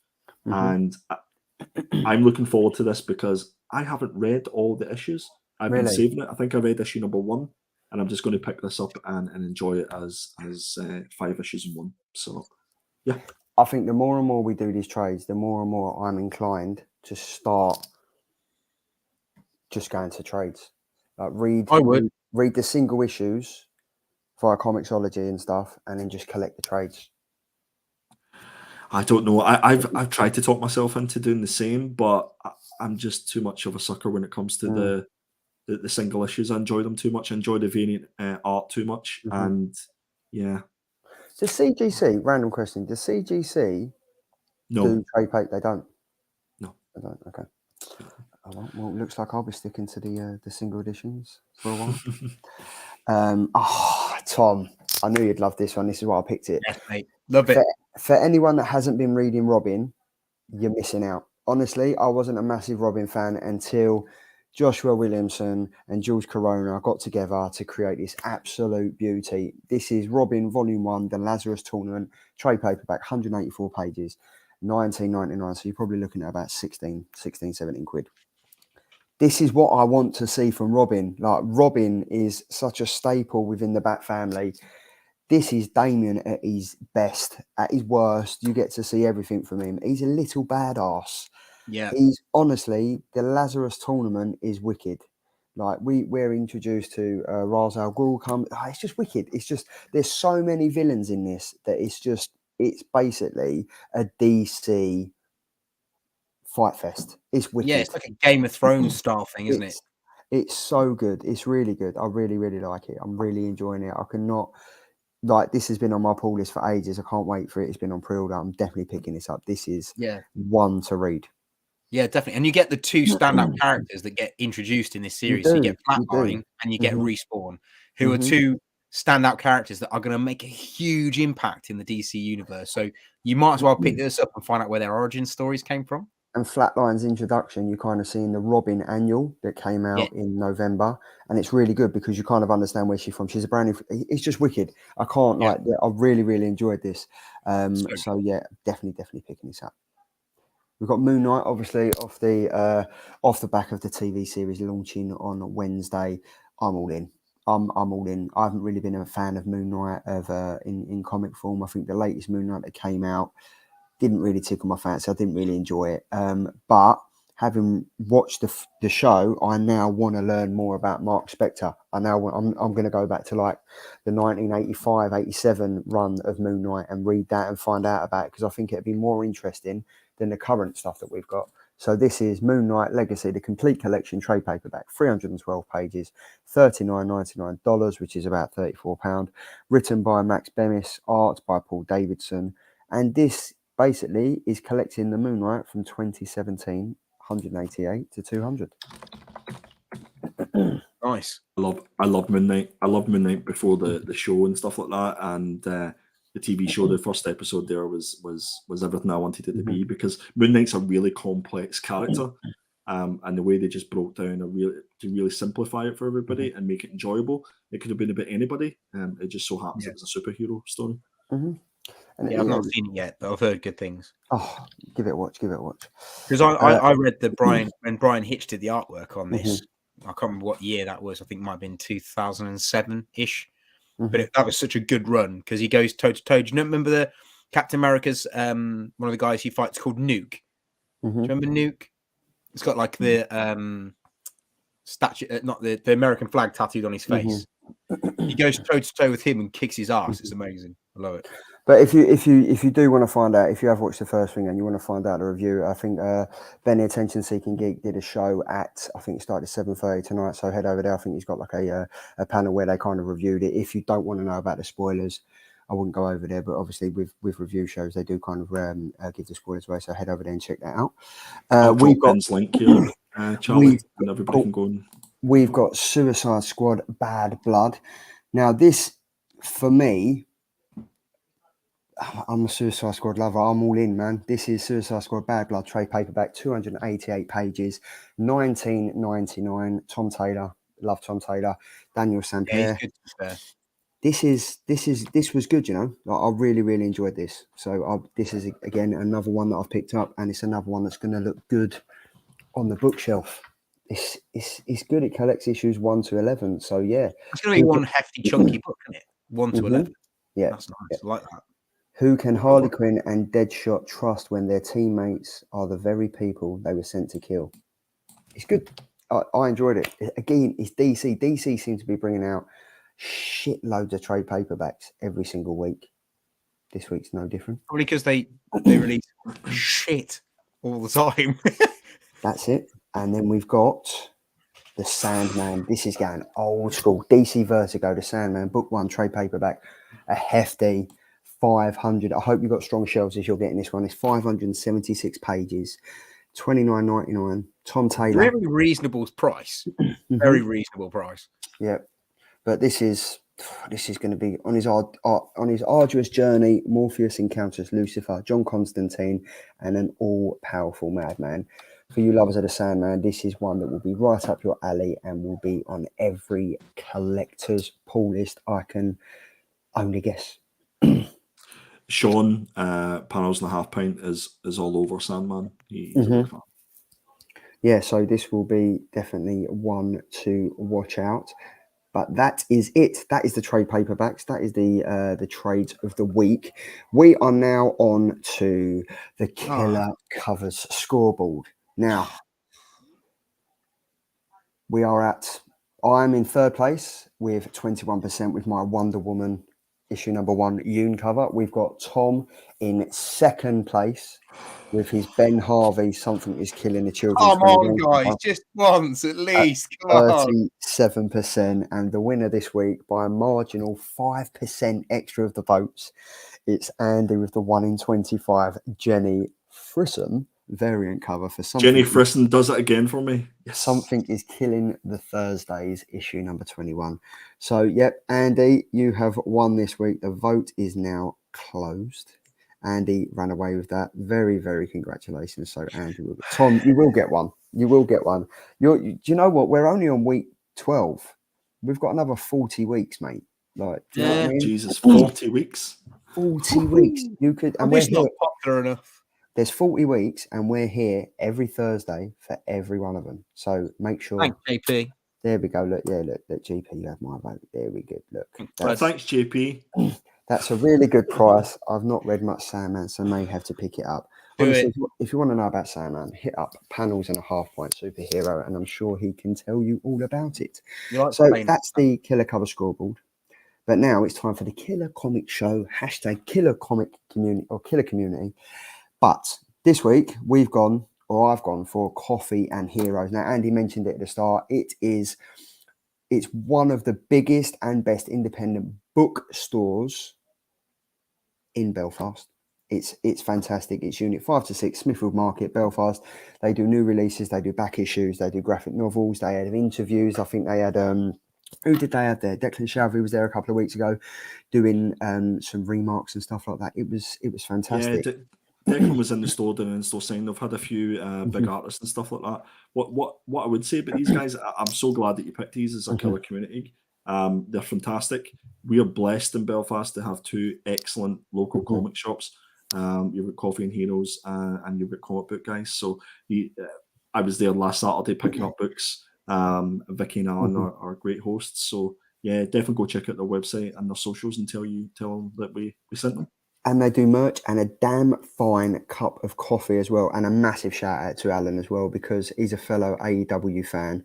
And I talked to him on numerous occasions about wrestling, because he's the only one out of the small social comic book community group that I know that I'm part of that wants to listen to about wrestling. So massive shout out to you, Alan. And yeah, it's... they dressed me up as Dwayne Johnson for my stag do, mate. Oh, did they? Really? Oh, wow. Yeah. Oh, that was. We need to see We that. need to see. We We need- need to see pictures of that. We do. We need to we need to see yeah. it reenacted for next week. We do. We do.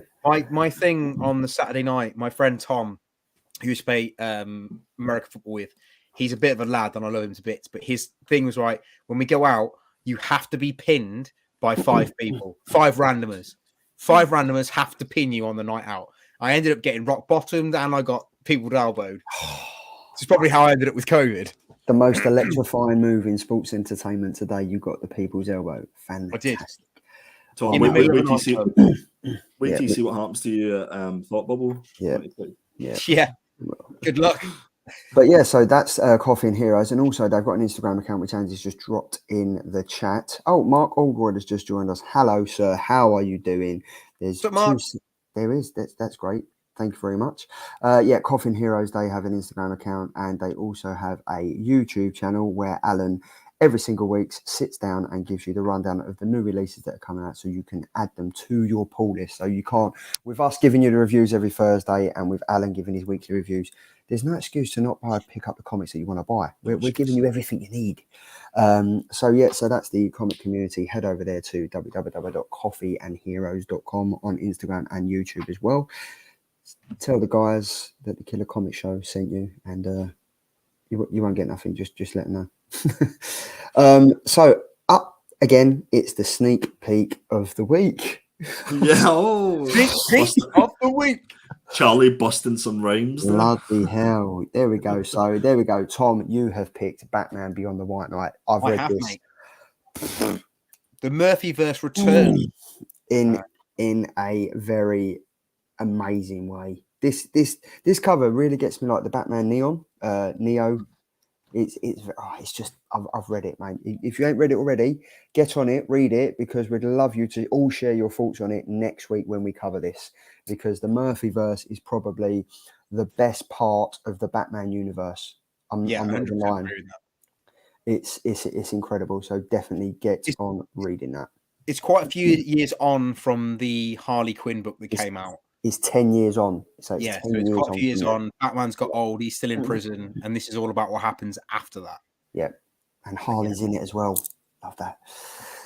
Oh, staying on a Batman theme, Andy, you've gone with Batman One Dark Knight issue number 2. Finally, guys, I couldn't not do that to Jock. So yeah, we've got One Dark Knight issue number 2, written and artwork by my favorite, and I'm so looking forward to this. I haven't read it. I'm waiting for my copy to arrive from Nash Comics. Shout out to the guys at Nash. So as soon as I get that, I'm going to sit down, cup of coffee, sit back, relax, and read this. And if you guys do the same, then you can join us next week and see what we have to say about it. I was just about to say, like the fantastic artist and writer Jock was in Nash Comics yesterday, signing about 30 of these comics. So that was just my order. That was just Andy. Yeah. Andy had to wait outside because obviously that the restraining order doesn't allow you contact past double pane windows. But yep, he was there signing about 34 copies of it. So if you are near Nash Comics, I'm sure she's lovely. You can go there. You can probably pick up a cover, or Andy will kindly drop the link in the website, and you can probably get your hands on one. And if you was lucky enough to pre-order, I think it was issue number 1. You could have pre-ordered all 3 of them, and you would have got a lovely Jock signed bookplate. And you still can, I believe. You still can. Okay, cool. Yeah. Perfect. So yeah, dropped a link there. Looking very forward to reading that.